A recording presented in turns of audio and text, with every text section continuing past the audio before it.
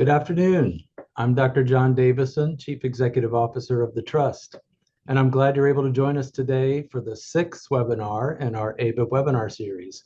I want to take a second to acknowledge ABIP and thank them for the great work we've accomplished together since our partnership began in December 2021. Presenting today's webinar are Dr. Ernest Wade and Dr. Kathleen Bechtold. Dr. Wade is founder and CEO of Wade Consulting, LLC, a company specializing in the integration of people, process, and technology, particularly artificial intelligence, into business strategies to drive growth and success. Dr. Bechtold is a clinical psychologist who is board certified in clinical neuropsychology and rehabilitation psychology and specializes in the assessment and treatment of individuals with brain injury. I hope everyone learns a lot over the next 2 hours. Now, please join me in welcoming Dr. Ernest Wade and Dr. Kathleen Bechtold.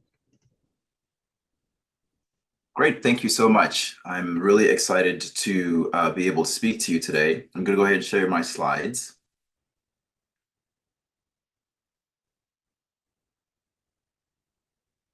Okay, so hopefully everyone should be seeing the slides now.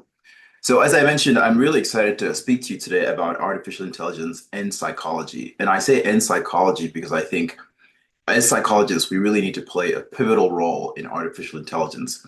I remember when I was in undergrad, I remember one of my very first computer programming classes, I thought to myself, if I'm going to build a machine that can think and behave like humans, because I was pretty sure I was going to be the one to do that, I really need to understand how humans think and behave.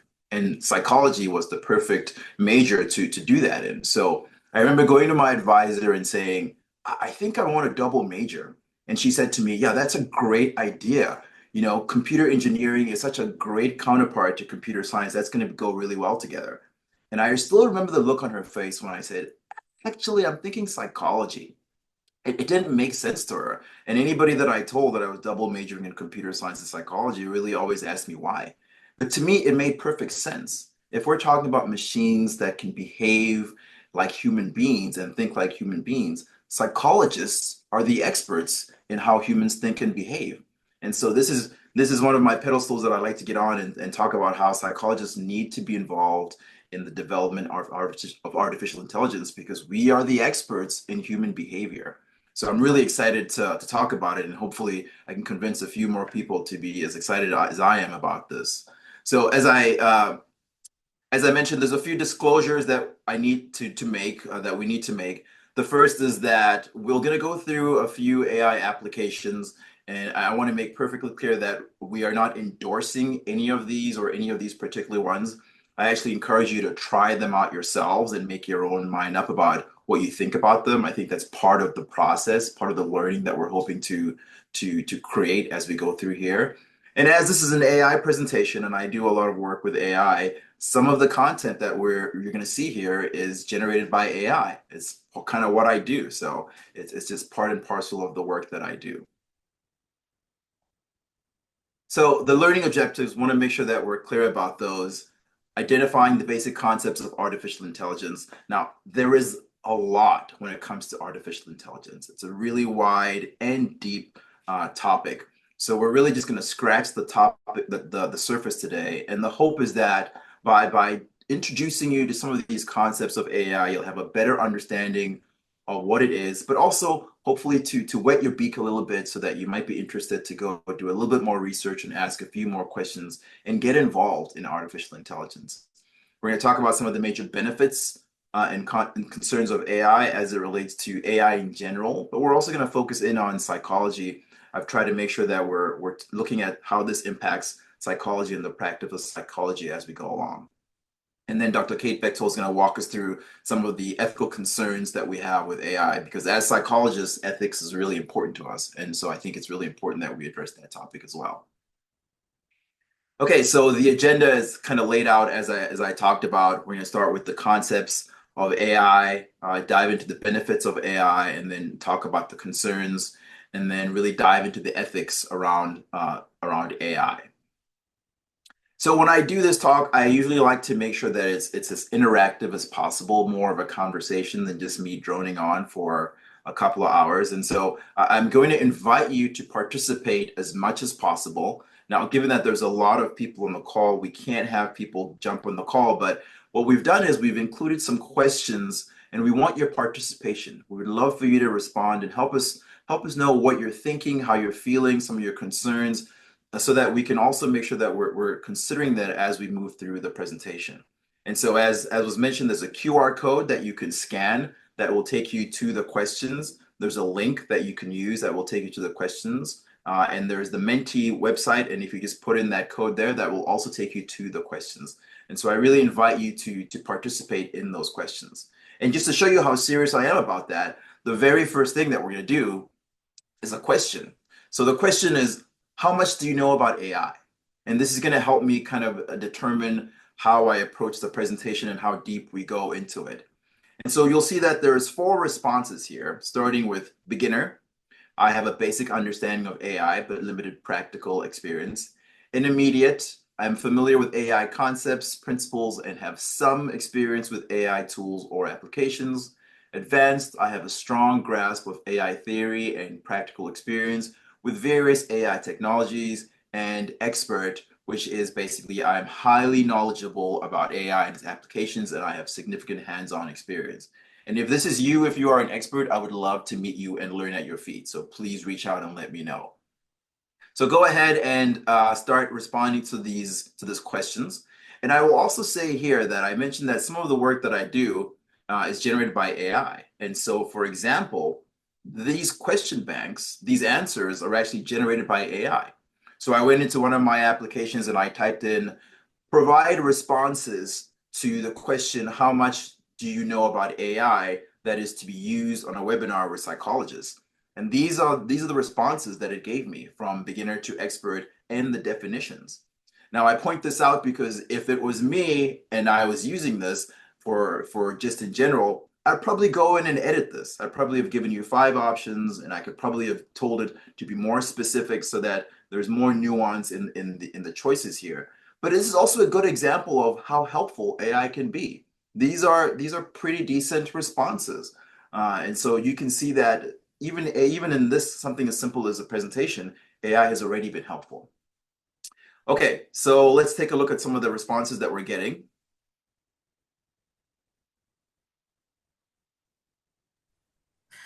Dr. Wade, some of what I see in the chat right now is saying that the question that they're being asked is different than the one that's showing up on the screen. But there are some people who are typing that they don't know anything about AI and are novices. Yeah, so the question should be, how much do you know about AI? And so I'm looking at the responses here, and it looks like a majority of people, looks like we have 70%-ish are novices when it comes to AI. And really that makes sense given what we know about AI and the public in general. You know, when ChatGPT came out in about 2022, and in about 5 days, it had reached over 1 million users.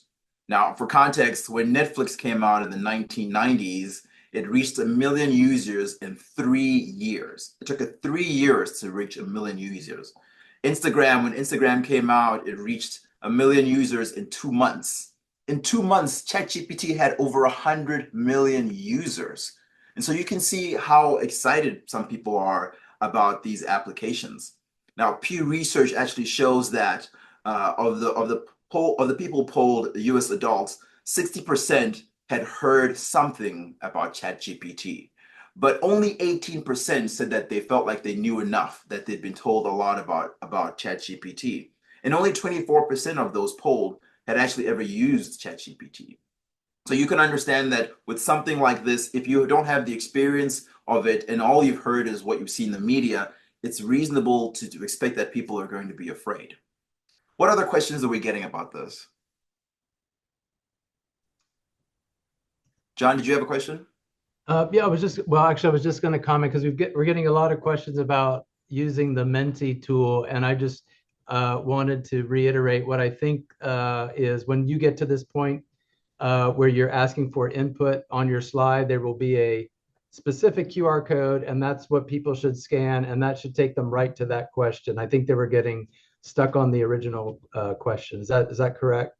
Yeah, so this is the original question, so people should be seeing this one. How much do you know about AI? I think there was one like when they first logged on to the app that people were kind of stuck on. But as long as they're following along with your slide deck and scanning when a new QR code comes up, I think they'll have the opportunity to answer that specific question. Right. Okay. Just want to clarify that for everybody. Thanks. Okay. So yeah, I mean, if we look at the numbers here, about we're still stuck on about 7% are beginners. So you're in good company. The rest of the US is kind of where you are as well. So okay. So if we move on from there, let's move and talk a little bit about what AI is. And so what I always like to start with is let's make sure that we have a definition so that we're all reading from the same sheet of music. So what is AI? If I asked you what AI was, how would you answer that question? And so if you're like me, you're going to Google that question, what is AI? And if you Google that, you'll get back in less than a second over 1 billion results of what AI is. And that's because there is no one definition of artificial intelligence that is accepted by everybody. There isn't one single definition that everybody accepts. And so where do you start? Well, I like to start at the beginning. I'm a big history buff. So if you look at the very first definition of artificial intelligence, which was given to us by John McCarthy, who is one of the founding fathers of AI, he defined AI as making a machine behave in ways that would be called intelligent if a human were so behaving. And so this is where I think that it's absolutely clear from the very beginning that psychologists need to be involved in the development of artificial intelligence. I mean, if you look at this definition, machines behaving, humans behaving as if they were, where the behavior comes up a lot, and we are the experts in behavior. And so we should absolutely be involved in making machines behave intelligently and behave like human beings. Okay, I'm going to get off my pedestal about psychologists and AI. So let's move on to the definition. So there's just one definition that John McCarthy had, but as I mentioned, there are numerous definitions, and it really depends on what you're doing, how you come up with your own definition. So you can see here, here's just a few of the definitions out there by some of the big IT companies out there. If you look at IBM, anything that makes machines act more intelligently is pretty broad. Generally, the definitions try to hang around McCarthy's original definition in terms of identifying something to do with human intelligence and mimicking it and behavior. But some definitions are pretty broad. Now, as we're psychologists, we need to look at the APA definition because that's sort of what we use. And the APA definition is artificial intelligence is a subdiscipline of computer science that aims to produce programs that stimulate human intelligence. Now, while technically correct, I think this has some room for some improvement because I don't see anything about behavior. And as psychologists, as I've said before, we really need to be focusing in on the mimicking of human behavior. We are the experts in this area, and we really need to be helping the developers of artificial intelligence understand what behavior is, because it can be very complex, what it isn't, and how it can be developed. I think we need to play a big role in this. Okay, so let's do another question. How concerned are you about the impact of AI on the field of psychology? And so you have 5 responses this time, ranging from very concerned to somewhat concerned, neutral, somewhat unconcerned, and very unconcerned. And let's see what we get for responses.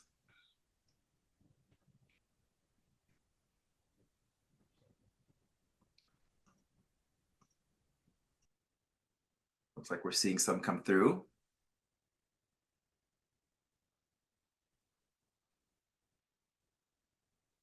See 43% about, 36% are very unconcerned.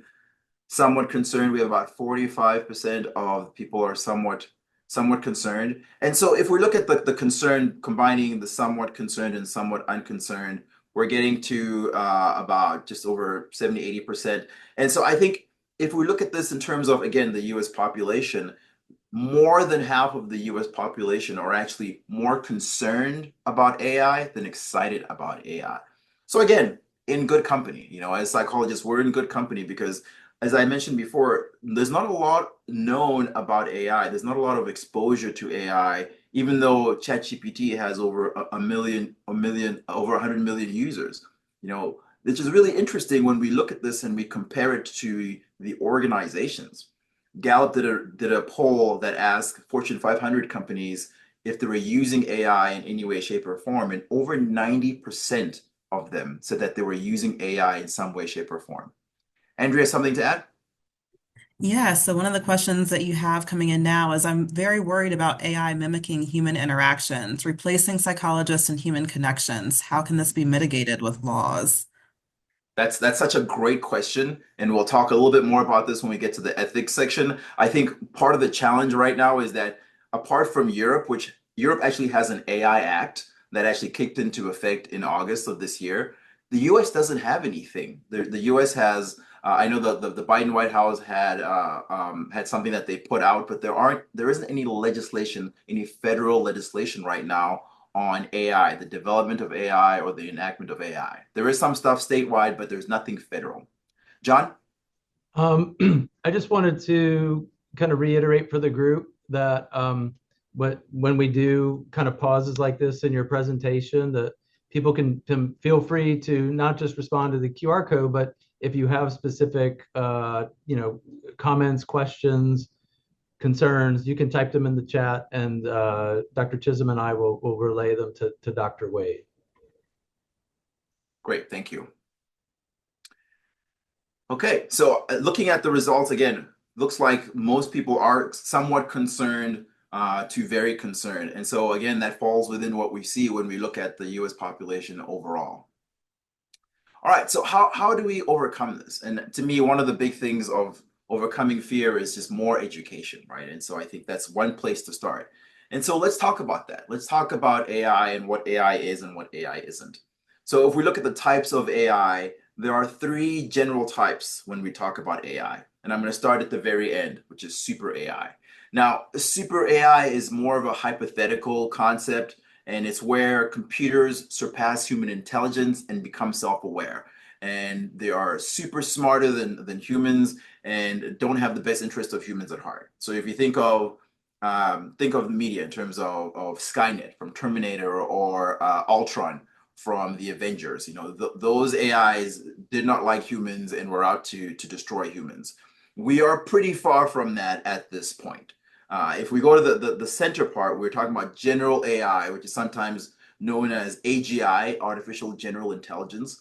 This is where everybody's pushing towards right now. This is what we're trying to get to.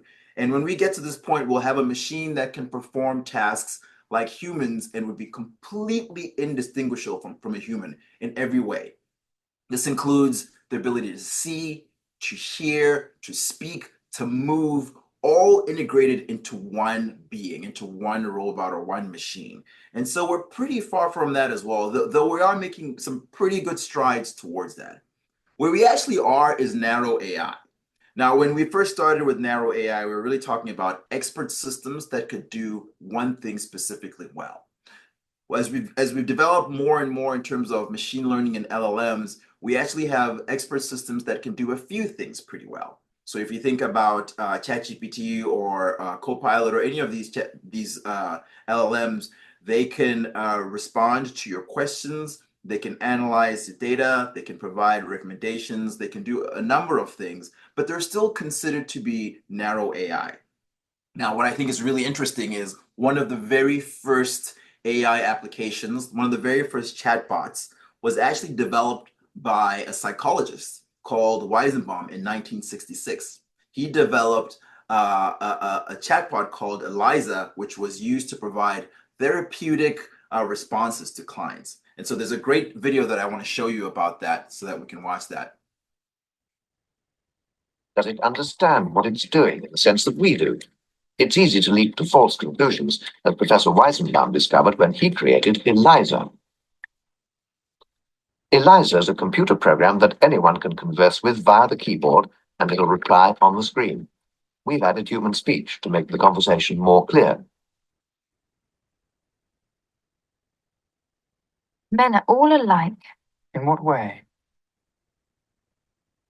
They're always bugging us about something or other. Can you think of a specific example? Well, my boyfriend made me come here. Your boyfriend made you come here. He says I'm depressed much of the time. I'm sorry to hear that you're depressed. It's true. I am unhappy. Do you think coming here will help you not to be unhappy? The computer's replies seem very understanding, but this program is merely triggered by certain phrases to come out with stock responses. Nevertheless, Weizenbaum's secretary fell under the spell of the machine. I asked her to my office and sat her down at the keyboard, and then she began to type. And of course, I looked over her shoulder to make sure that everything was operating properly. After 2 or 3 interchanges with the machine, she turned to me and she said, "Would you mind leaving the room, please?" And yet she knew, as Weizenbaum did, that Eliza didn't understand a single word that was being typed into it. You're like my father in some ways. You don't argue with me. Why do you think I don't argue with you? You're afraid of me. Does it please you to think I'm afraid? My father's afraid of everybody. My father's afraid of everybody. So I hope everyone was able to see that video. And I really like this video because it really shows how, from an early age, psychologists were already involved in AI. They were involved in thinking about it and were actually developing ways in which it could be helpful to the practice of psychology. So again, I want to emphasize that I think it's really important that psychologists be involved in the development of AI. We really should be a part of this development and creation of these machines because, again, we're the experts in human behavior. Okay, so moving on, what's also really interesting about this chatbot Eliza that was created is that it was developed from symbolic learning. So the symbolic learning approach is really a top-down approach where machines learn to understand the world by forming internal symbols, representations of this world. And these are symbols, representations that we give them. So basically, the behavioral rules are programmed into the AI, into the computer. So it's a very if-then rule-based approach. And so what basically happened with Eliza is that you had all of these responses, word for word, programmed into Eliza, and then the specific response was triggered by keywords that was also programmed into Eliza. Now, we've moved on from that into the machine learning approach, which is a newer approach to teaching machines to learn.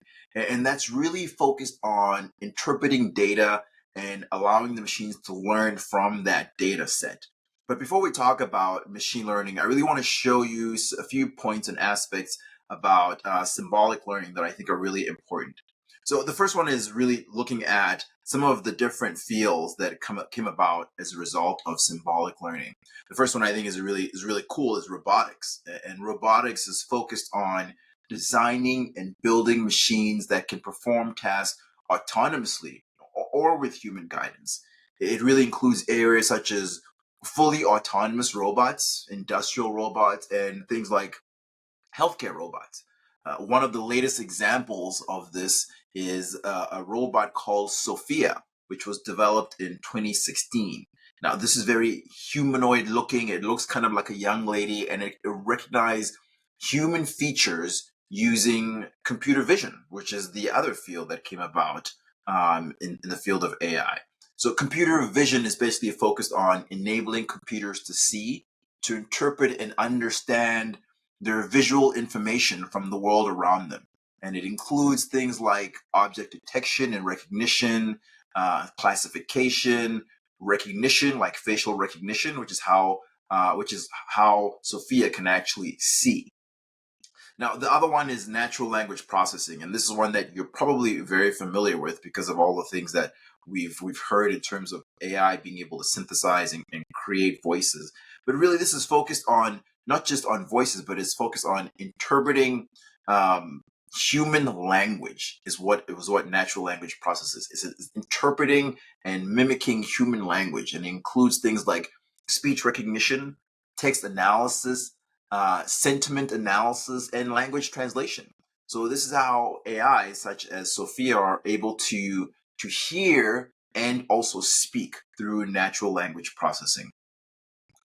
Okay, so let's talk a little bit about machine learning, which is a very, very popular topic right now.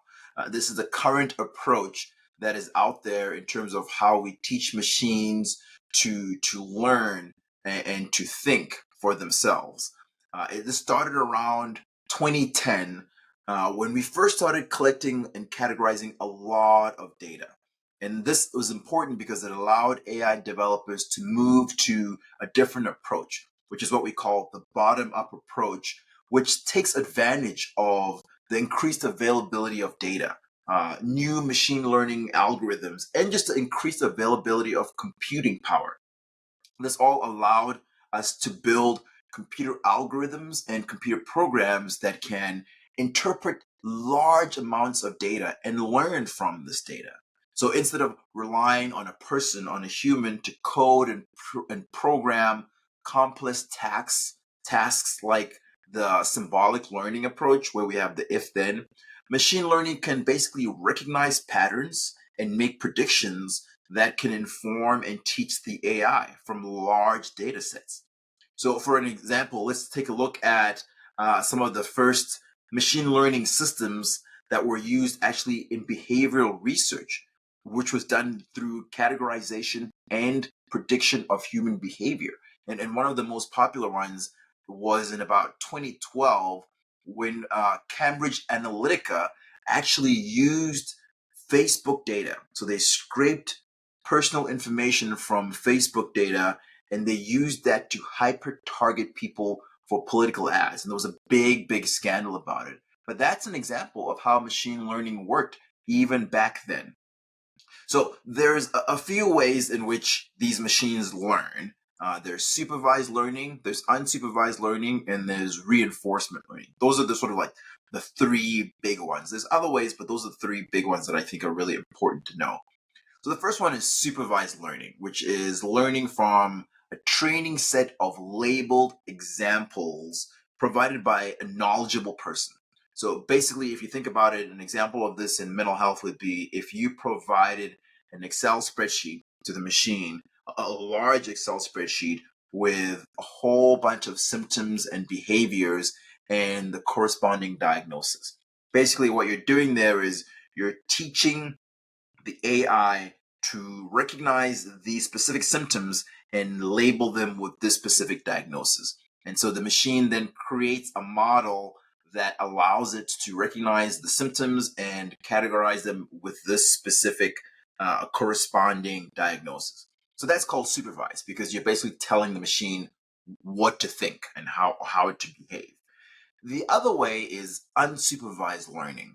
And this one really allows you to just feed the machine large amounts of data, clustered and unclustered.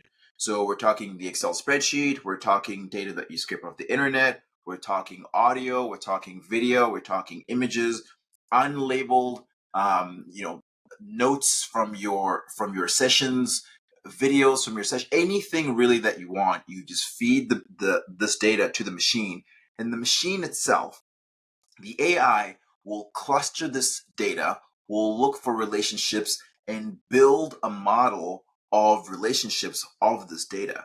So in this setting, what the machine actually does is it then identifies behaviors, it then identifies corresponding diagnosis without your help.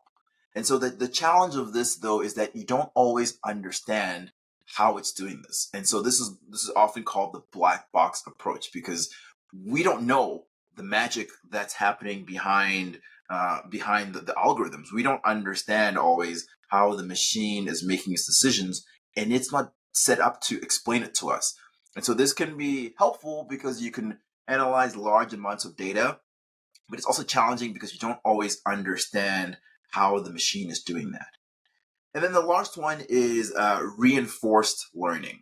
And so reinforced learning is really a goal-directed learning which allows the machine to make decisions that will result in the greater reward and is very often helpful in complex environments. Because what happens is the machine will make a decision and then based upon the feedback it receives from this environment, which can include humans but isn't always necessarily required, the machine then itself is able to make adjustments as to its behavior and to its next decision.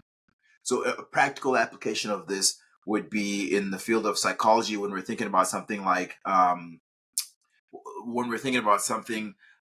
a therapeutic setting where feedback is needed and can change. So something like exposure therapy, where the algorithm needs to change its approach based upon the feedback that it's getting from the patient in the moment. So that would be an example of where reinforced learning would be really helpful. So the most prevalent type of machine learning right now are artificial neural networks, or ANNs. And neural networks are basically the backbone of deep learning algorithms. And they work at a sub-symbolic level, which really mimic the human brain through a set of algorithms. So the neurons, the deep learning neurons, are very similar to the neurons that humans have and work in a similar way. So they work really through a type of association. And so this is really important because I think it's the closest example of how AI can function similar to how the human brain works. Now, I won't go into too much detail here because it can get really complex. I just want to point out a couple of things here that I think are really important.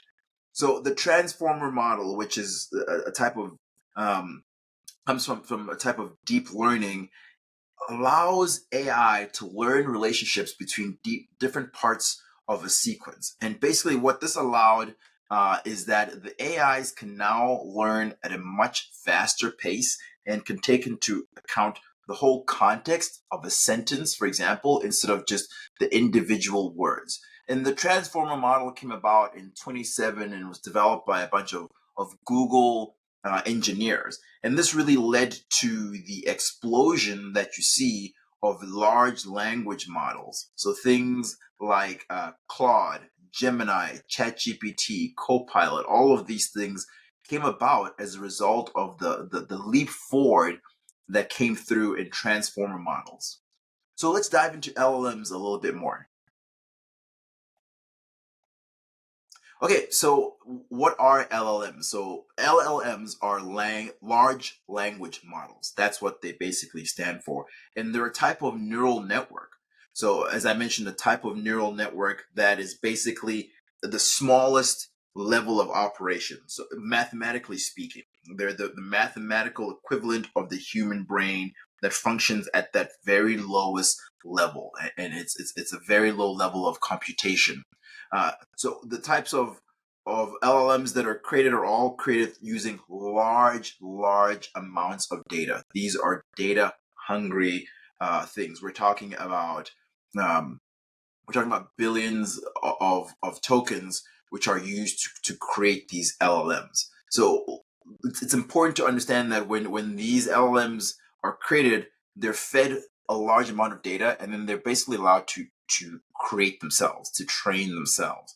Now, you can have human intervention through the supervised approach, but a lot of these are also unsupervised because it's just so hard to try to supervise it using all that amount of data. So how do they work? So as I mentioned, they work really at a deep level using a large amounts of data to train these algorithms. But really the first thing you need to do when you're building an LLM is to do the data prep. Because what you have to do when you scrape the data, when you collect all this amounts of data, you have to put it into tokens, which basically are either words or subwords, which allows the algorithm to create basically a dictionary. And this is what it uses to recognize future texts and future sentences that it is fed. It really uses the tokens, which are numerical representations of words or subwords, and that is how it works. So when it creates this data dictionary, the neural network allows it to also create associations.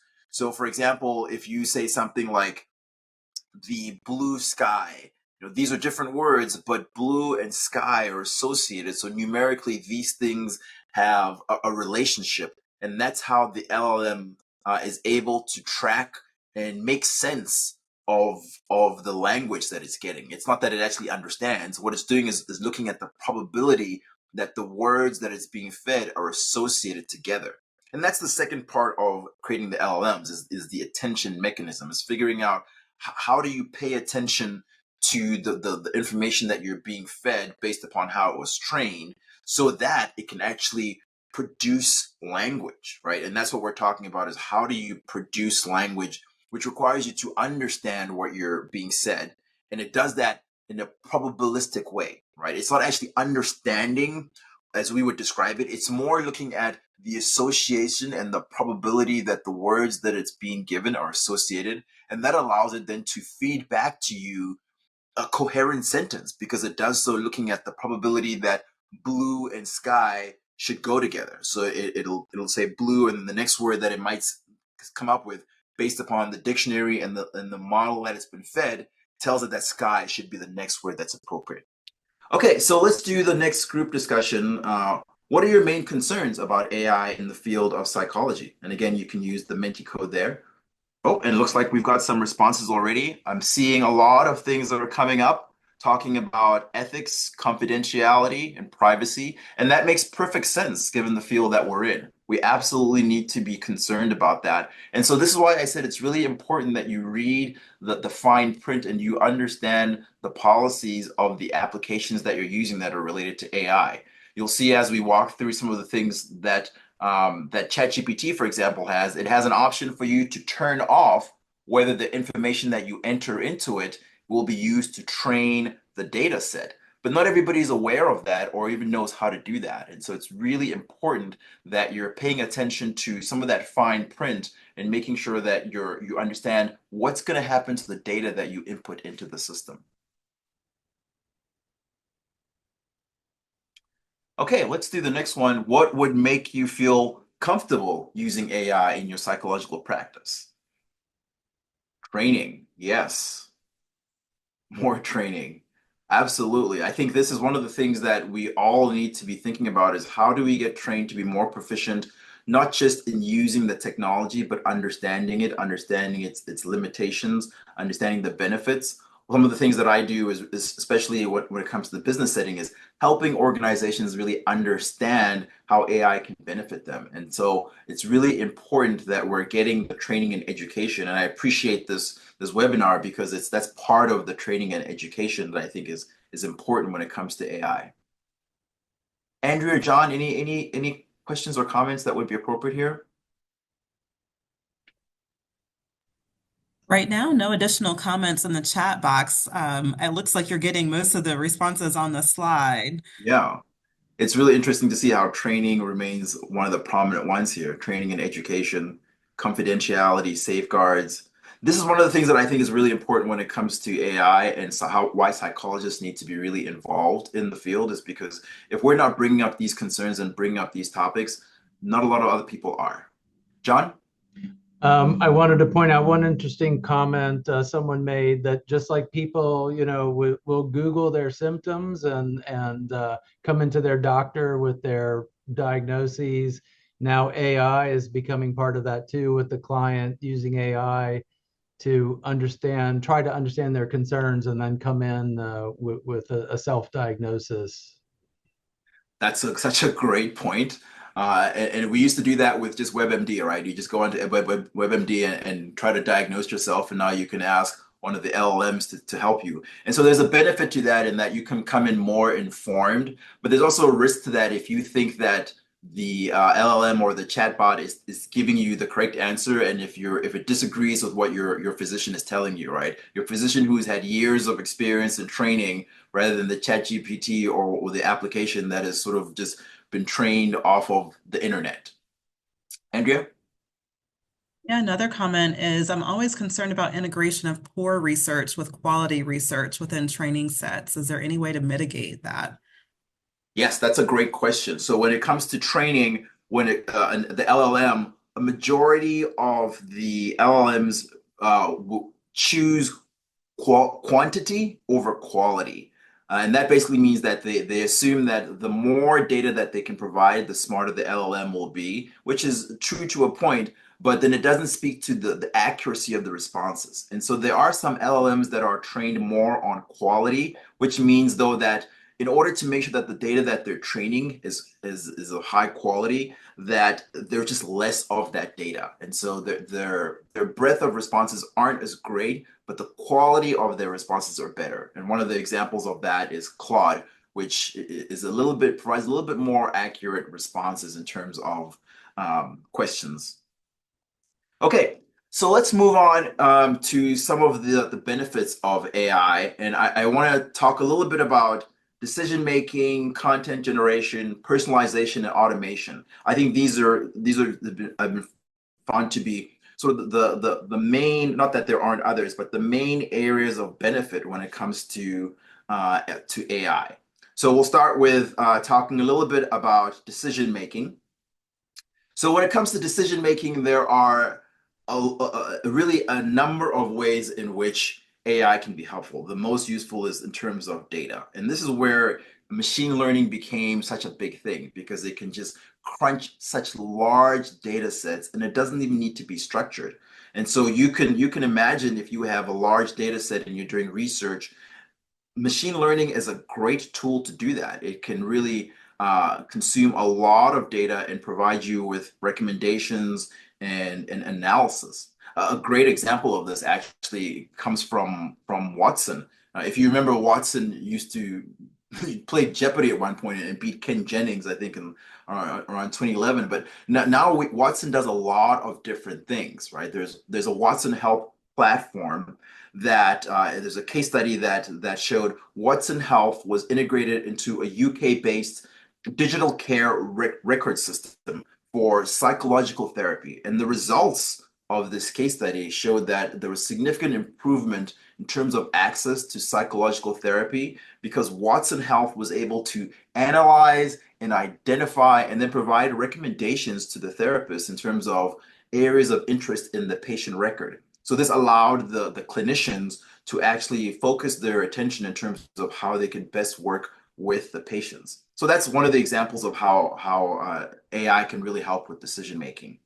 If we look at some of the applications that are specific to psychology and psychologists, here's just a few of the applications out there. And now, choosing these was actually really hard because there's so many out there. And so what I had to do was basically just, for the majority of them, just pick at random, because there's so many more applications out there than what I have on here. So if we look at one of the first ones there, AI Berry, which says that they use conversational assessment and monitoring to detect mental illness. And so they do that by really focusing their diagnosis through the use of text and video. So they have software that looks at facial behavioral analysis, AI software that does this, and uses semantic analysis to determine mental illness. The other one that on there is brain check. And I thought this was really interesting because in my when I used to do a lot of clinical work, I was focused in Giro. They actually say that they have a complete digital cognitive tool set to promote proactive screening and detect early signs of mental illness. I remember when I was in graduate school, we did a cognitive screening in the community, and we used a tablet just to collect the results, not even to do the assessment itself, just to collect the results. And it was such a big deal. It was such a great advancement. And now you have applications like BrainCheck here that can actually do the entire assessment on the computer. And their research suggests that it's as accurate as the MoCA, which is the Montreal Cognitive Assessment, which is commonly and widely used. I will say here again that I have not used these. I cannot speak to the efficacy or the accuracy of these things, but this is what their website is saying. Now, here's where I think it's really important to be careful with what you get. JoBot is one that I found. It's actually Australia-based, and it professes to have autism assessment by AI. But if you read the fine print, if you read the disclaimer, they actually have in there that the content is not intended to be a substitute for professional medical or psychological care, diagnosis, or treatment. The information furnished by this program and the interactive responses are not intended to be professional advice and are not intended to replace personal consultation with a qualified physician or other healthcare professional. No claim is made that the information provided is helpful in individual cases. So it's absolutely important that you're reading the small print when it comes to some of these applications, because you really have to know what you're getting and what to expect. If I was just a typical layman and I saw this autism assessment out there, I would assume that it would replace the assessment of a clinician. So it's really important to know what you're getting and kind of what the limitations are of some of these things. Okay, so let's talk a little bit about content generation. And this is really where the LLMs have shined. I mean, really, when it comes to text generation and editing, visual work, as well as speech synthesis. And so what I would love to do here is just kind of walk you through some of these, what these look like, because I have a few of these that I use on a regular basis. So I'm going to share my screen, and hopefully this doesn't cause any issues.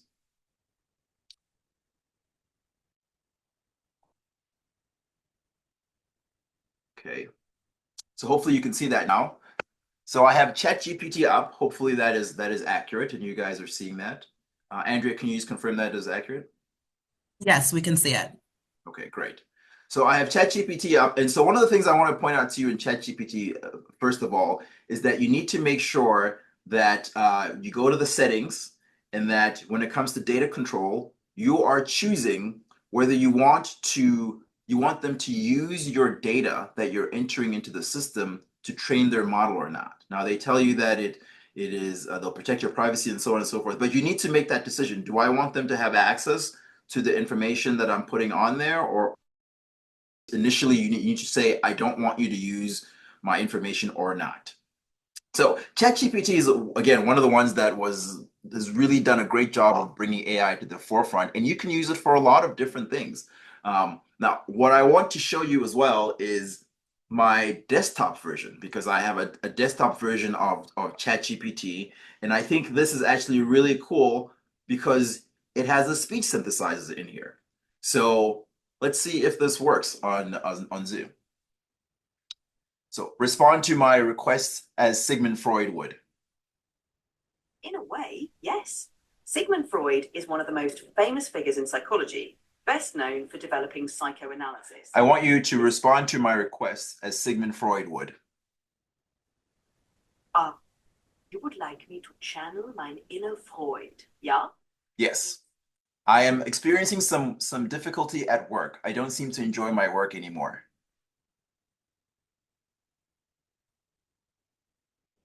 This dissatisfaction at work could be a manifestation of deeper unconscious conflicts. It would be important to explore when this change in feelings began and what other areas of your life may be affected. Tell me more about your work situation. So this is just an example of how ChatGPT can be used to communicate with. Now, ChatGPT is not optimized for psychology, and so what we're getting is not a fine-tuned model that is optimized for psychology. But I wanted to show this just so that you could see, even at this point now, when you add voice synthesis to it, how ChatGPT or an LLM can actually sort of behave as a therapist. There's questions about if it's actually helpful or not, but that's a whole different issue. Andrea, I saw you come on. Is there something that you wanted to add to that? I was just going to ask if you could increase the volume if you play anything else, but there is one question related to one of the things that you were saying, and that's what is the implication of allowing or not allowing ChatGPT to use information for its learning? That's a really great question. So there are two concerns that I think are really important when it comes to this. Is if you are putting information into ChatGPT that is, obviously HIPAA protected, PHI or anything like that, it may end up being available to the developers as well as other people that may use the program. And so let me explain what that means. When ChatGPT, when you actually input data into ChatGPT and you allow it to be used for training, ChatGPT doesn't actually take verbatim what you say or what you put in there and repeat it. The way the LLM works is that it actually creates new, and I have my quote hands up here, new content. But what it does is it takes the information that you provided it to inform the answers that it gives to other people. And so if you have some proprietary information or you have some ideas or thoughts that you don't want shared with other people, ChatGPT may take those concepts and actually embed and include them and influence the decisions that it makes and the responses that it gives to other people. Okay, so let's play with this a little bit. What are some of the things that you would like to see some of these things do? So I have Copilot as well. I actually really like Copilot. Copilot is from Microsoft because it actually, when I have it set to work, it integrates itself into all of my Microsoft products. So my email, my Word documents, my Excel spreadsheets. And as you can see here, it has on here some things from my calendars. And so if I said, yeah, what is the next meeting that I have with Lee? And I said, okay, it'll look through my various calendars and my various things and provide me with a response. There you go. And it tells me, so this is one of the things that I use a lot because it actually makes it's like having an assistant on hand. Now Microsoft says that when you use the work tab, that even though it's searching through that, it is not storing any of that information and using it to train its own models. And so I choose to take them at their word for that. But again, it's something that you have to be very aware and very careful about when you're using some of these things. The other one out here is Gemini. Gemini, you can customize. Gemini is sort of Google's version of Copilot. And so it can do the same sort of things that Copilot does. And Gemini can also do web searches. So it can actually integrate itself into the current web and provide you with information from that. One of the challenges with LLMs is that they are trained on historical data. And so you can't necessarily ask it for up-to-date information. For example, you couldn't ask it for baseball scores or football scores unless it is actually connected to an active web source, and not all of them are. Andrew, do we have any requests from the audience in terms of what they'd like to see some of these things do? So one is, will any of these AI programs provide a BAA? So a business associate agreement? That is a great question. So as far as I know, sorry, go ahead. No, please continue. I apologize. So as far as I know, if the free versions of these things won't, because they're free, but if you pay for, especially at an organizational level, if you pay for, you can get your own copy of a model, which you can then train specifically with your specific information, and that information is proprietary. So that is not used to train the general model. Yeah, so I think follow-up questions to that, and this might get into some of what you'll talk about later with ethics, is how you can use AI applications for streamlining documentation. And then the part B is what would be the ethical implications of that? Yes, so that's a great question in terms of streamlining documentation, and I actually addressed that a little bit later on. Okay, so Gemini functions similarly to Copilot and some of the other LLMs, and then there's also Claude, which is one that I think is of interest because the way Claude was trained is a little bit different than somehow other LLMs were trained. So what the developers of Claude did is they actually trained an initial LLM based upon 10 principles. Now they don't tell us what those principles are, but they basically say that they're good principles that help humanity and all that stuff. And so if you take them at their word, they're helpful principles. And the purpose of this is to make sure that the LLMs aren't responding in harmful ways. And then once they pre-trained that initial LLM, they had it train Claude, giving it feedback based upon those 10 principles. So Claude is actually trained by an LLM. It's not actually trained by humans, which is kind of an interesting concept. Okay, so the great thing about some of these things is that they can actually also do images. So you can create an image. So create an image of a psychologist struggling with AI. Let's see what it does. So when ChatGPT first started, the image generator was outside of ChatGPT. As I was talking about expert systems, there was a separate system called DALL-E. Now it's been integrated into ChatGPT. So here's your image of a psychologist struggling with AI. And one of the other ones that I actually also like using is Firefly. So Firefly is Adobe-based platform, and you can see these are all examples of things that people have put in there. I had one the other day. Let's see if I can find it again. So I said, generate an image of a mind struggling with AI. Let's see what it generates. So there's an image that's its version of an image of a mind struggling with AI, and it gives you 4 different options, and then you can update and try some of these different things as well. Okay, so let's get back to the Before you presentation. continue on, one of the questions is, what is the proper way to cite AI-generated images, graphs, or tables, such as the ones that you're using in your presentation right now?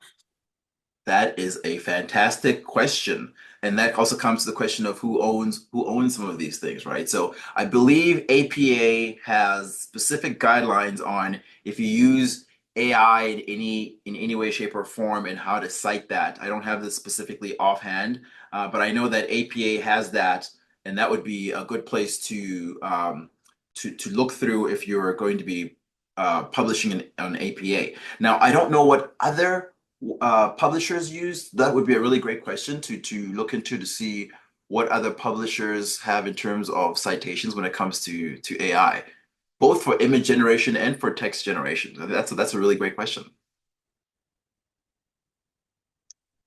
Okay, so moving on with the presentation. So the next area that I think is really interesting is if we look at psychotherapy and counseling, which a lot of people do. Again, there are a number of applications out there that you can use. And I picked these at random because, as I said, there's just so many out there. Wobot says that they, again, specialize in coping skills, symptoms of anxiety and depression. A lot of applications out there focus on anxiety and depression just because comparatively to some of the other serious mental health illnesses, these are things that are I don't want to say more easily treated and making that sound light, but these are the ones that can be tackled first, I guess. So a lot of the applications tackle anxiety and depression. So Wobot actually makes the case that they are there to increase the speed to support for patients without increasing clinical burden. And they are very clear in that they are not replacing clinicians, they're there to support clinicians. Yoper is another one that I think is also really interesting. They say on their site that they have treated over 2 million people already, that they've supported over 2 million people already using evidence-based interventions, specifically CBT. So Yoper was actually created by a psychiatrist, and they make the case that there are about 500,000 clinicians and about 80 million people suffering from mental health needs. And so they're saying that they're trying to help close the gap. They've actually done research with Stanford University. They partner with Stanford University, and they have shown using the GAD-7 for anxiety and the PHQ-9 for depression, they have shown clinical effectiveness at reducing symptoms for both disorders. So, you know, there's some research there. It's their own research supported or done through Stanford University, but there is some research there that shows some effectiveness in some of the work that they're doing. And then you have similar things like empathy, which is basically an AI companion is what they call themselves, to help people reflect and better understand themselves and their mental well-being. So what's really interesting about this one is that it's actually available in 4 languages. You can get it in English, French, German, and Hindi. And there's a free version all the way up to $100 a year. So it's, again, this is not to replace psychologists, but is meant to be complementary to psychologists. Now, I'm only mentioning a few of these, but there's a lot of these kind of applications out there. There's Virtually Better, which focuses on exposure therapy through VR. There's LEQ. LEQ is one that I found recently and I think is really interesting. It caters itself to be an AI companion for older adults. I was reading one of the stories that they had on there, and one of the stories said that she lives alone and is lonely, but considers LEQ to be a good friend who she can speak to. It asks questions and it helps her remember things. And so, the conversation becomes, well, if it's helpful, then, is it therapy, or is it just a tool to be helpful? And so there's a lot, I think, that psychologists can be involved in terms of AI and helping us figure out what is helpful and what isn't, and what we can do to try to optimize those things. Okay, so personalization is another advantage of AI and AI applications in terms of support, training, and research. So when it comes to support, one of the stories I like to tell about this one is customer experience. There's an old story from Target in which the Target sent out coupons to different people, and one of the coupons it sent out to was a young girl who was in high school at the time for baby clothes and a crib. And her father saw this and he was enraged, and he went to the Target store and demanded to speak to a manager, and accused the manager of trying to encourage his daughter to get pregnant. She's in high school. What are you doing? This is ridiculous. And he stormed out of the store. And so the store manager called him a few days later to try to apologize, and actually found that the man was apologizing to him because when he'd gotten home and talked to his daughter, he discovered that he wasn't aware of everything that was going on in his household, because his daughter was actually pregnant and was due in a few months. And so what happened here? Well, what happened is that Target started collecting all the data from its shoppers and analyzing that through large models, and it was actually able to predict which of its shoppers were actually pregnant. And so it started proactively sending out these coupons. So that's an example of how AI can actually be helpful, but also an example of how we're not always ready for it, right? I mean, this happened in 2011, 2012, but still, this is an example of how the culture sometimes isn't ready for the technology, and how it's being outpaced. Training is another great way in which AI can really be very helpful. There's a DARPA study that found that AI-based tutors outperformed some experienced experts when it came to Navy trainees. And when they looked into it, they found that the Navy trainees actually preferred some of the AI tutors because they were able to adjust to the learning style of the individuals. There's another great example of how AI is being used in terms of training. I met Dr. Sarah Koplovich, who's a psychologist out on the West Coast, and she actually worked with an AI company called Listen to develop and use an AI that helps provide online training of CBT by providing feedback to the learners of CBT on their techniques that they were using.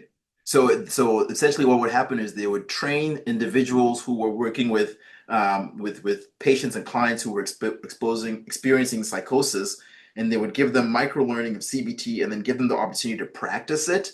And then the AI would give them feedback on how they were doing and give them tips as to how to improve. So another great example of how AI can be useful. AI in research is also very helpful. I actually use Consensus, which is one of the applications out there. There are a number of other applications, including Perplexity, and there's just a whole list of all of these applications out there. But I'm just actually going to show you really quickly how helpful this can be. So, share. Okay, so hopefully it is sharing the Consensus tab. So there's a question that I had asked it recently. So I said, here it is. I said, what are the advantages and risks of using AI in psychological practice? And the advantage of Consensus in apps like this is that it actually only searches through articles. So they have a large data set of articles. And so what it does is it goes through the articles and looks for responses. So you can see here, this is the response, and here is the list of advantages. And then it cites the articles that it used for the responses. And it can actually go to the article here, and you can see that the articles are actually here. And unlike ChatGPT that can hallucinate and make things up, these are actually articles. You can actually go to the full text of the article, read the full article, and verify that what it's telling you is accurate. So a tool like this is actually very helpful when it comes to doing research. When I do research, I remember when I was in graduate school and I was doing research, I would take forever searching all of the different articles, but using this approach, it really kind of saves you a lot of time in the work that you can do. So here are some additional applications that are useful. I mentioned IBM Watson. There is Watson Assistant now, which allows you to actually customize your AI application without writing a single line of code. And so it's called no code AI, which is one of the new things that's coming out now, where you can customize an AI application to help you and provide you with feedback specific to what you are trying to do or what you needed to help you with. The disadvantage obviously is that it's limited functionality, but still working with an AI and being able to customize it to help you the way that you want without a line of code is a pretty impressive thing. I thought 7taps was actually really intriguing. So what 7taps does is that they help create microlearning, and they have an AI application that will actually help you develop the microlearning class as well as create content. So it creates videos, it creates pictures, it creates sound. It helps you create that content. So imagine if you were short of time and you wanted to do something like the CBT course that I just mentioned. You could go to 7taps and it would help you create the content, microlearning. You could provide that to the audience or the people that didn't have time to sit through full-length classes. They could engage in the microlearning for 10, 15 minutes, and then they could go through the practice session with the Listen app, which would then provide them with feedback to help them improve. I mean, so you can see already some of the advantages that we have here through AI. And then the last one that we're going to talk about really quickly is automation. And there was the question about how do you standardize and help you to standardize some of your documents. I have a client that I was working with that is actually in the organizational development realm, and they do business assessments, but nobody likes to write the reports. They're happy to do the assessments, but no one likes to write the reports. And so they're wondering, how could they use AI to help them optimize their report writing? And with the advent of all of these LLMs, they're actually able to create an application that takes the data from the report and populates an existing report, but also customizes it and takes into account the data from the report to write a customized report. Now, they don't just send that report out, right? They look at it, they edit it, they tweak it, they make the adjustments. But something that would have taken them, a couple of days now will take maybe a couple of hours. And so that's an example of how you can use it to streamline your processes. The great thing about LLMs is that they can just ingest large amounts of unclustered data. So you can put in there your videos from your sessions, your transcripts, your notes. You can just pretty much anything you want in there, and it can organize that for you and analyze it and provide you with recommendations. So here are some examples of some organizations that provide this service. What I'm finding a lot of is when it comes to productivity, we're seeing a lot of the old existing organizations embed AI into their existing platforms. So you're not necessarily seeing brand new platforms. There are some of those, but what you're seeing is a lot of the existing platforms out there are actually embedding AI into their platforms and offering that as an additional piece to help improve things like productivity and standardization. I see a lot of this when it comes to HR. I did a lot of work with HR organizations in terms of embedding AI, because that's an area in which AI has really taken off. Imagine all the resumes people have to look at. If you have AI now can screen that for you and provide you with the top candidates, there's some really great advantage there. There's also some risk associated there. This was a while ago, but Amazon at one point jumped on the bandwagon very early on, and they developed an algorithm to help them select the best candidates for their jobs. And they found that they were only getting a specific kind of candidate. specifically white males. And when they looked at their algorithm, they realized that the data that had been used to train the model was actually Amazon data.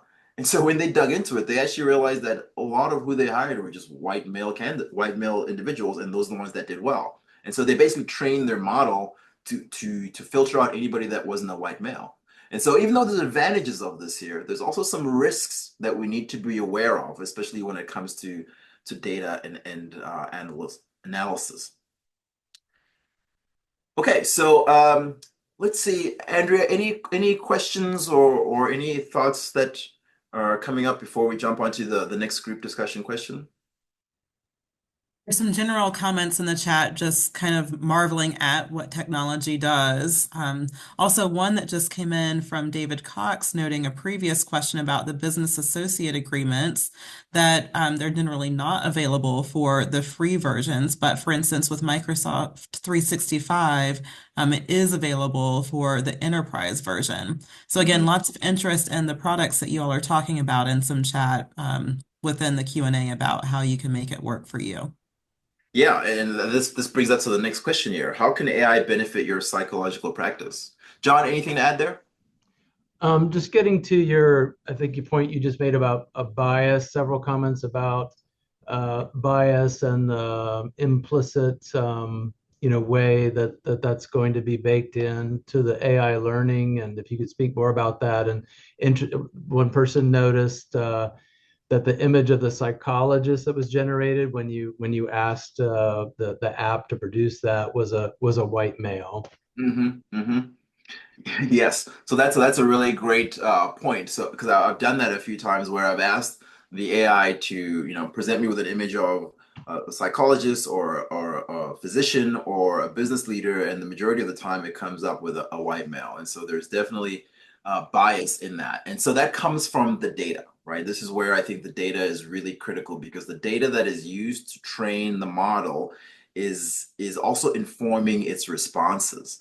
And so there's actually, I forget which one it is, but one of the LLMs now actually forcefully introduces diversity into it. So if you type in, give me an image of a CEO, every so often, randomly generated, it will include in there, give me an image of a Black CEO or of a female CEO. So they actually are introducing variety into the statements that you're putting in there.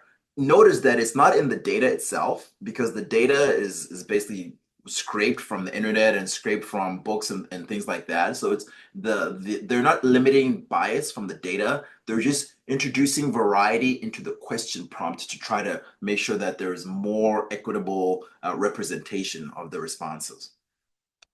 So looking here, how can AI benefit your psychological practice? We're seeing a lot of here in efficiency, report writing, documentation. And this is where I think some of the things about the benefit of AI is really, it can help us do some of the things that we don't like to do. I mean, I'm sure there's people that love to write reports. I certainly didn't when I used to write reports, but it can help us streamline and be more efficient in some of the things that we don't like to do. So I think there is definite advantages to AI. We certainly still have to be aware of the risks, and we'll talk about those, but there's definitely advantages of those. So let's look ahead and talk a little bit about what are the difficulties that you might face using AI in your psychological practice. Dr. Wade, while this is coming up, some of the questions that are going on right now is, what's the best AI platform for report writing? That's a great question, and I'm going to give you an unsatisfactory answer. It really depends on what you're looking for, because a lot of these platforms can be customized depending on what you want it to do. I have my preferences, but then again, I have these 4 applications up on a regular basis. So I have ChatGPT up, I have Copilot up, I have Gemini up, and I have Claude up. And I like to give them all the same thing and see how they respond. And I take the one that I like best and edit that. So I can't tell you which one is best. I can tell you which ones that I use. I would encourage you to go out there and try some of the platforms and applications out there, making sure that you read the disclaimer and you understand what their data policies are, and try it. It's going to be some trial and error for each one to figure out what they do. Because just like how all of these LLMs are trained on different data sets and are trained with different algorithms, and you get different responses. Different things are going to appeal to different people. So it really is incumbent upon everyone to go out and try it. So what are some of the difficulties you might face using AI in your psychological practice? Confidentiality, privacy, security, learning curve. These are all very valid things. And I think this is really important for us to be thinking about how can we help psychology as a practice, the practice of psychology overcome some of these things. Again, I'm going to harp on that. It's really important that psychologists are involved in the development of these tools, because we can bring up some of these concerns. We can make sure that they're being addressed.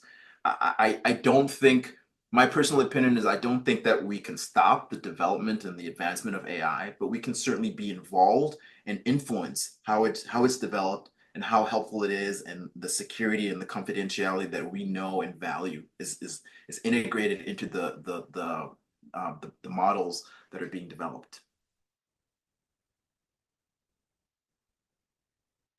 Okay, so I'm going to go quickly through some of the concerns here because I want to make sure we have time for the ethics part. One of the biggest ones is obviously data, right? And when we're talking about data, we're looking at privacy and security, not just in terms of the data that is being used to train the models, but also in terms of the data that we're putting into the system. And when you, especially with the free versions, when you put something in there, it's going to be used to help train the model. And so you need to be aware of that. Bias and discrimination, we've talked a little bit about that, which is absolutely critical, because a lot of the data that's being scraped to train these models have bias inherently and in them, and can result in the applications discriminating. So it's really important that we're understanding, where does the data come from? Unfortunately, a lot of the organizations who train these models are not as open about where they get their data from, because there's privacy issues and they don't want to get sued. And so they don't really share where they get the data from. But it's really important that we try to gain a better insight into that so that we can understand what to expect from these models. Same thing with ownership and governance. Governance especially. I mean, when you look at the governance in terms of the models, this legislation and the legal entities of those things, the US is pretty far behind any legislation. I mentioned that the European Union has an AI Act, and it tries to address some of the things related to AI. And so they are making progress that we are not. There's currently about 16 states that have some AI legislation or regulation, but those vary, and then there's a whole bunch of states that don't have anything as well. Culture is also really important when it comes to things like job displacement. Unfortunately, when it comes to AI, and automating jobs, the jobs that are more likely to be lost are the jobs that are low wages. And so this helps to widen the gap between the rich and the poor in terms of people and in countries. There's a lot when it comes to increasing inequality, but there's also questions about human identity. As AI continues to develop, there's questions about, well, what does it mean to be human? How do we know if an AI is sentient, or if an AI it should be treated like a person? And so there's a lot of questions around there and conversations around, should we change it to co-intelligence or auto sapiens, or how do we treat AI? Do we treat them like humans, or do we treat them like tools? And so these are all questions, again, where psychologists can really be very helpful, because we are the experts in this. And so again, I encourage psychologists to be a part of these conversations and help us to find the way forward there. And then cost. Cost is a really big issue when it comes to AI.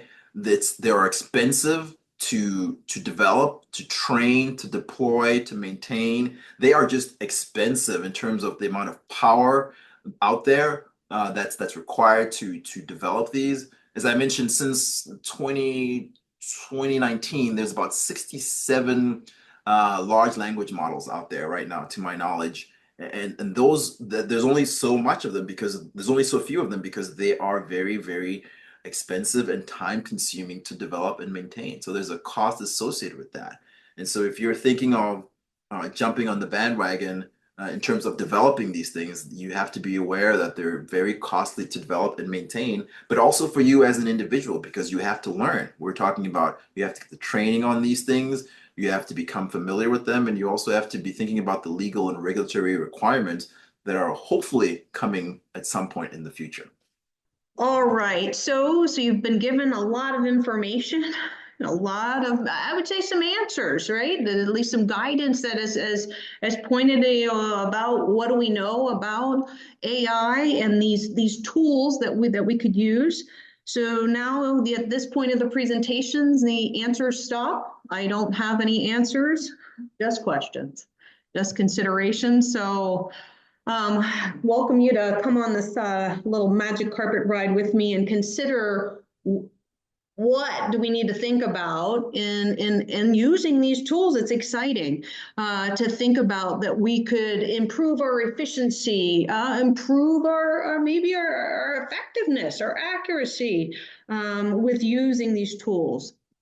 But in considering that, we have to have some guidance. And so when I think about ethics, I really think about it as my guide. It's my compass. And so, I put up here, we're all familiar with these, that are principles. And these really are, that they direct us to what we want to keep in mind when we're doing our work. Our practice as psychologists, we could be practicing in clinical realms, research, teaching, administration, organizational development. There's all sorts of ways that we practice, and the rules, the principles don't change. We want to strive to use tools and these new ones well. We want to wield them well, and so to choose to use them, and it's a really unique kind of situation to think about. Oh my goodness, there's all these new really cool tools that could help. How could they help, and are they helping? And how do I avoid harm? How do I stay truthful and honest in the way I use them? Well, how do I take responsibility? And of course, how do we continue to respect that the folks that we're working with, whether those are trainees or patients or research subjects, that we need to maintain the respect that they have rights and dignity and the right to privacy of their information. So let's dive into this a little bit. And I moved this into 3 buckets to try and pull it together. And the caveat here, or at least the consideration for munching on this, is that we're just starting to think about this. Talking with my colleagues and starting to think about, well, wait a minute, what do we need to consider when it comes to wielding these tools? How can we wield them well? And what do we do to, first area, accountability? How do we avoid harm? And so in thinking about avoiding harm, how can, if we're thinking about, I'm going to use this to increase my efficiency in my practice. I'm going to do a data search and look at the literature and see what it can pull together. Well, how could it be harmful for me to write my report even quicker by having an AI pull the information together in a written form and a digestion? So what we need to, think about this is, in that avoiding harm, is that we're accountable for the information. We are accountable for our products. And people have already put out in some of the responses to the questions today in this webinar about, privacy, confidentiality, but also accuracy of the information. And so we create a number of products in our work, and that information needs to make sure that it's accurate, reliable, relevant, and unbiased. And some of the examples recently just, stood. There's a bias depending on the learning of that model. It can bias the output that you get. And so if we're responsible for those products, we need to make sure that the information we're including doesn't harm because the information is inaccurate. It is not reliable, it's not relevant, or it is biased. So think of yourself as the conscious oversight for fine-tuning the generated output, because there is not a conscious oversight to AI. It is a tool. And so my bias at this point is that AI has potential and can help us in a number of ways, and it will not replace us. And so to put that hat on of that you are the responsible party for the information and the conscious oversight of the product that has been produced. And so if you choose to use generative AI or any type of AI, the onus is on you to really think about, is this information accurate? And similarly, for accountability, think about who is doing the work.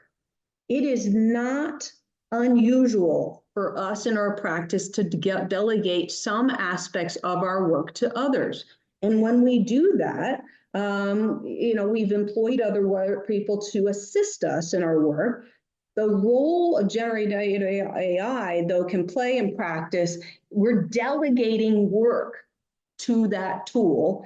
And so just as in delegating work to a psychometrician or to a mid-level provider or another individual for doing the work, when you delegate that work to AI to pull it together, you are still responsible, accountable for that information. And so I tried to pull together for you to think about this from the multiple areas in which we practice. So accuracy in teaching, what is the basis for our assessments? You can think of all the ways you could put AI into helping generate a product. And the accuracy, the bases, all of that is really within our hands. So if we choose to have that AI delegate some of that work to an AI, we must remember that the veracity of the work product, it doesn't matter. Our publications, our teaching curriculum, our clinical reports remains within our ethical responsibility.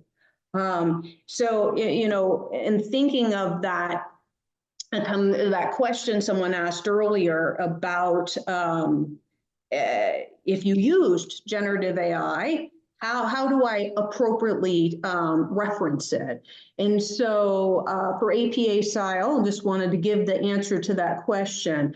So you are going to acknowledge that you used it and what prompt, you're going to list what prompt that you gave. And the answer that was generated, and then you're going to put in parentheses OpenAI and the year that that it was used. So for example, when prompted with question, is the left brain, right brain divide real or a metaphor? End question. And then you said the chat GPT said this response: generated text indicated that although the two brain hemispheres are somewhat specialized, yada, yada, yada. So otherwise, you're still providing that you delegated the work and you're going to say that that work was done by this individual. So it's not, you're going to make sure it's acknowledged what happened in the generation of the work and where did the information come from. So we move from accountability to control over information. And the first one I want for folks to think about is that we can ask questions to AI and they can provide us information, and it can help to maybe clarify or even bring an idea to our minds that we hadn't thought about. And so that's valid information that could be very helpful.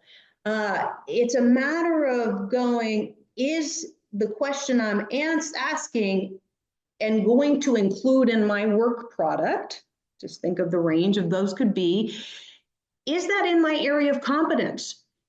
Competence is knowledge. That is the specialty knowledge you have, and you apply that in your practice. And you have boundaries to that, knowing what you know and knowing what you don't know.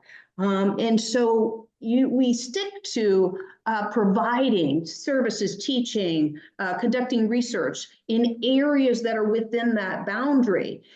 Generative AI can pull information together and integrate information from all sorts of areas. Does the information generated match what you know in that specialty area in which you practice? And how can we ensure that they match? What are you doing to do that check? And so that you continue to only stay within your boundaries of competence, and that you're checking that the information generated is something that matches what you know as an expert. As we were discussing earlier, the other side propped into my head, which is that a patient walks in and says, hey, I did a check. I went on ChatGPT and put in all of my, symptoms, and it said, this is my diagnosis.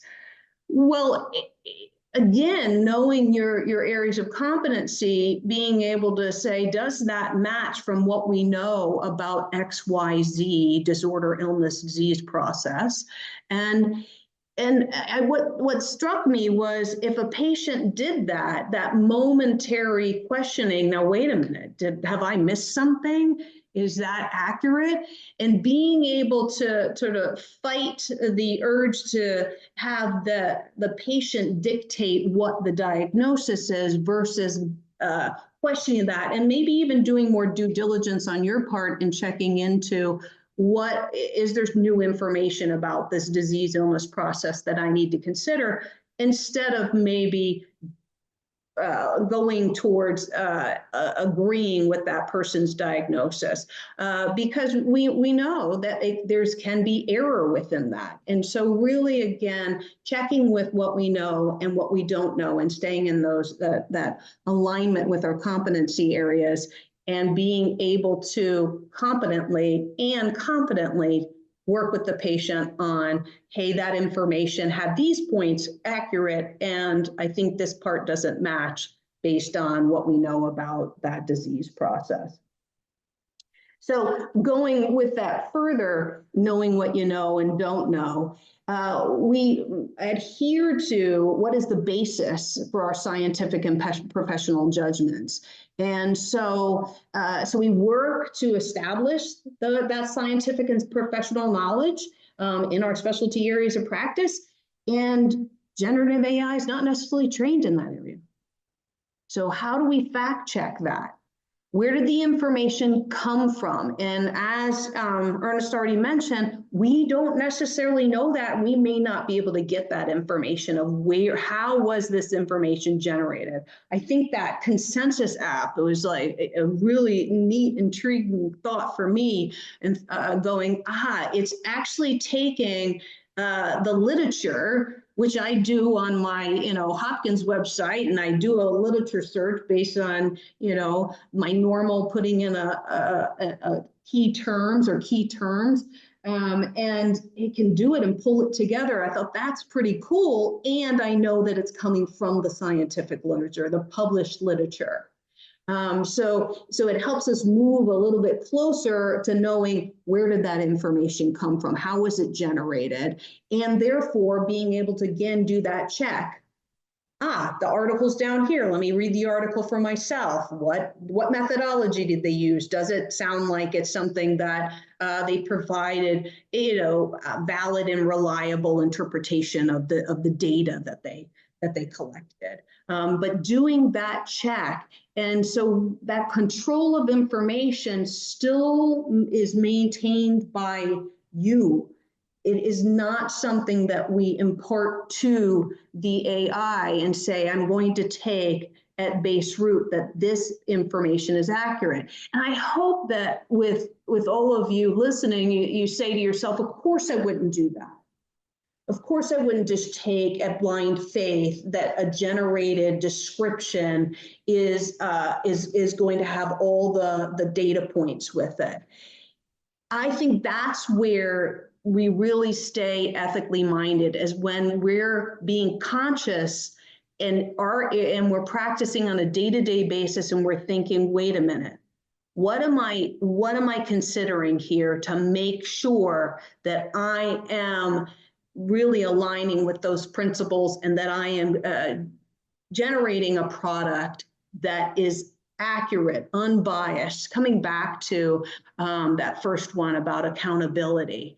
And so I think part of what comforts me in thinking about using AI is understanding what each tool offers, what are the guideposts that it offers, and how can I still use all of my knowledge as a psychologist and my specialty areas of practice to fact check what information is generated by that platform. And so, you know, it's interesting also to think, in a way, we know that this type of AI is not new to us as psychologists. We've been using for generations, decades at least, scoring programs such as for the MMPI, the PAI, or different ones that allow us to pull together data and into patterns and put paragraph descriptions for us and spit it out after the patient is done filling in all the ovals. And just like from day one when you were taught how to use that, is that you interpreted the pattern yourself and never, ever cut and paste from that report into your report. You interpreted the data yourself. So you've been doing this type of fact checking your whole career. It's more just continuing to apply that this is a guide of information, and you check that, make sure, hey, yep, it matches. And these are the caveats, knowing the other data points that you're pulling in. So another aspect of control over the information is one that everyone is on the QR code responses: confidentiality. So we do have this guiding principle that we're going to honor this human being and make sure that we aren't doing harm, and we are also make sure we are appreciating who they are, and that they have the right to have their information kept to themselves and to designate who has access to their private information. And so when you put information out into the public, just like if your computer was stolen from the back seat of your car, you are no longer controlling the information. Well, when you put information potentially into one of these programs, you're potentially putting information out there. And so to think about, how do I maintain control over the information that is in alignment with what I need to do to maintain confidentiality? So really the standard 4.01 and going on from there really talks about what we need to be thinking about in terms of minimization of intrusions to privacy. How do we think about disclosing information, and how is that disclosed? And that control is something we keep over the information that is potentially private for about another human being or entity, a group of individuals, if you want to put it that way. And so in this way, when we're having information and we're putting it into an AI program to gather sort of a synopsis, or to integrate that information to see what patterns may be there, we're in a way consulting with the AI. And so to think about that standard of consultation, so when you consult, you disclose confidential information that's reasonably could lead to any kind of identification of that individual, you do not disclose that. You keep that private. You keep that confidential. And so, so this kinds of consultation with an AI program, you need to think about, what do I need to put in there in order to help me see a bigger picture, or to integrate and see the pattern that is there, but without violating that trust, violating that that agreement that I'm going to keep the research subjects, the patients, whomever's information confidential. So it really comes to bear that you are being conscious and thinking about, this is information for me to control, and how do I do that? How do I maintain that? And so in going forward, there is also thinking about over time. Once you put information out there, can you pull it back? Once you, how is it stored? Who can access it?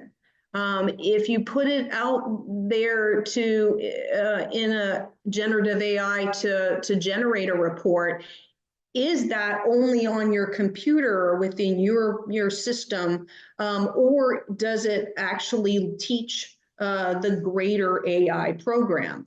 And so to find that out, because it is ultimately your responsibility to maintain that record, maintain that information. And of course, after a period of time, we all have state laws that tell us how long do we keep records for, how long do we keep data for, and when should it be actually disposed of?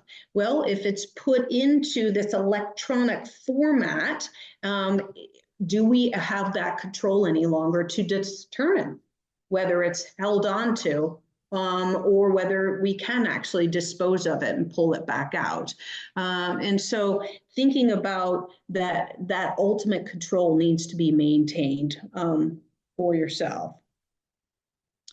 So the third area is transparency. And, you know, we would all, I think, like to be more efficient and effective, especially with that, you know, the lure of going, oh my gosh, could I use this to write a report in half the time?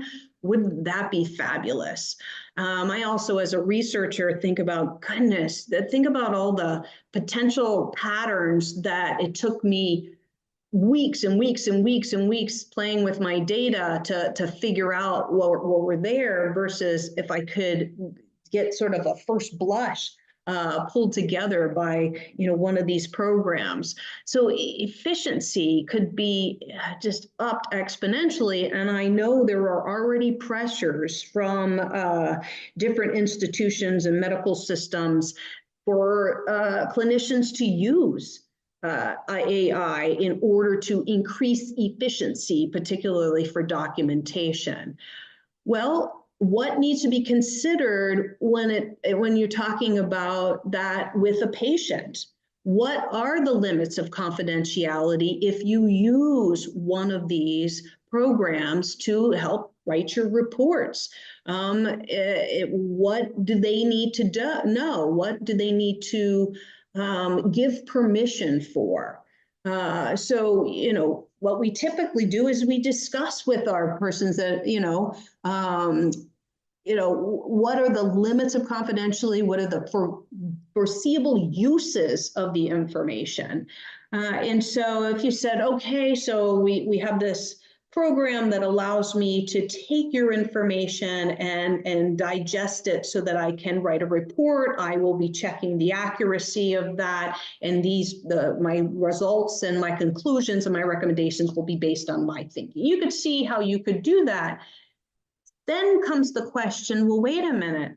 What if we used all we've put in there about all of our patients to see what is our practice? How many patients have we seen? What type of diagnoses are we seeing? What's our financial yield? So you can start to see that you could ask other questions based on what information you've put into that system, but you haven't actually gotten permission to use that information in that way. And so for us to be conscious that there may be reasons that you would go back and ask a question and say, we would like to understand the types of patients that we've seen. May we use your information in order to look at our practice effectiveness or our efficiency of our practice, or how we've grown. Just as if you were doing a research study and you collected certain data, but you wanted to collect more data from that individual, you would actually need permission to even reach back out to that subject. And so it's thinking about the limits of confidentiality and how you're going to wield these tools well, and wield them in a way that doesn't potentially lead to violations of what we have as our guideposts for our professional behavior, and potentially may do harm to individuals, particularly if the information is out there and can be used in other ways. So do we need to get consent? What is it that we need to consider when it comes to the transparency for using these tools in our areas of practice? There's a number of ways that we could generate that, wow, this could be a really interesting use for it and could up our efficiency. But what are the considerations? So, I put some of them out here, but I really think that it's a matter of us all chomping on this and thinking about and being mindful of how do we consider using these tools, and what in terms of how we interact with our patients, our clients, the systems, whether it's the legal systems, organizational systems, when we are going to collect information and potentially share information, and what are the caveats. And I think that, no matter what, it's a matter of us keeping in mind that our areas of practice result in us making products, and those products are our creation. There are a number of ways we pull information together, and AI may be a wonderful tool for doing that. And so how do we pull that together? Hi, Andrea, I see you, and John also popping up. Yes, thank you so much, Dr. Bechtold and Dr. Wade, for a great presentation that has been full of information. We want to make sure that we have some time to ask some of the questions that have been coming into our Q&A box. So I'll share the first one, and that is, what suggestions do you have for explaining to patients how you may use AI in your practice? Are there examples how this is discussed, like what you've been talking about in consent forms, and when that is needed versus not needed, depending on how you're using it? So I'll jump in first, and then Ernest, you can jump in as well. I think first you need to consider what tool you're going to use, and then the parameters of that tool, and be able to understand how you're going to use the tool. I'm going to put information in there about all that I collected on a particular patient and generate a report, and the data all lives here. It is not accessible to the wider, you would have to think of those parameters. And once you did that, you could literally march out in a consent form that says, as part of my digestion of this information, and in order to give you efficiently a document that summarizes the finding, I am going to use a program that allows me to integrate the data together. However, all of the data stays here, it stays confidential, and will not be released to other parties. Something that considers that privacy, confidentiality part that's part of all of our informed consents. Thank you.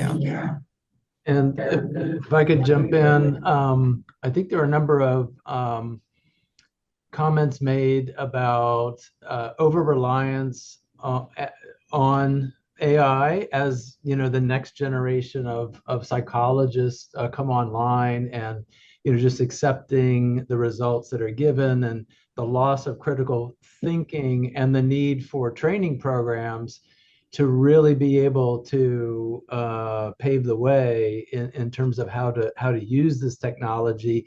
I think this gets to your point you were making about competence and competency, and not using this as a crutch. And even if I could tie this in with some earlier comments about already seeing in forensic settings, experts, just basically using what's produced by ChatGPT to kind of fake their expertise. Any comments about that? Yeah, so that goes on both levels, and of course we're only going to talk as psychologists. I can't speak to other potential experts. And so as our role, again, it falls in that staying within our area of competence. And so if somebody called me up and said, "Hey, doc, I need an opinion about somebody that has obsessive compulsive disorder that they said developed after they had a brain injury." Brain injury is definitely in my bucket of expertise, but obsessive compulsive disorder isn't. And so I would need to be able to, stay within my ethical guidepost and say, OCD is not my piece. I could speak to this piece. You would need to get another expert on OCD, even though I could probably, throw some stuff out to the AI platform and cobble something together and sound pretty knowledgeable. There's the only control we have is for ourselves. And so for us to maintain our own psychological principles and those ethical guideposts and stay within them. Great. Thanks so much. There's been a lot of curiosity and conversation going on in the Q&A about how people can kind of stick their toe into AI, and then also some questions about the distinction between AI tools that are made for consumer use versus AI tools that are specifically made for healthcare. So I'm wondering if you can touch on that, maybe speak to when you might use it for your own personal use, and when we might need to start thinking about some more ethical questions with its use in healthcare. Ernest? Yeah, so I would say that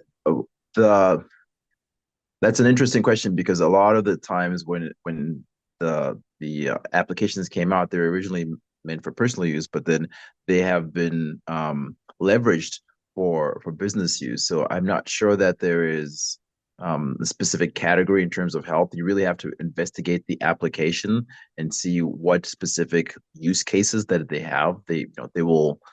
They'll try to sell you, so you really have to make sure that the use case is appropriate for whatever it is that you're trying to do in healthcare. But as Kate mentioned, I would definitely make sure that you're looking at the fine print, making sure that it's compliant in terms of if you have HIPAA issues, just to make sure that you are being careful in how you use whatever application is out there.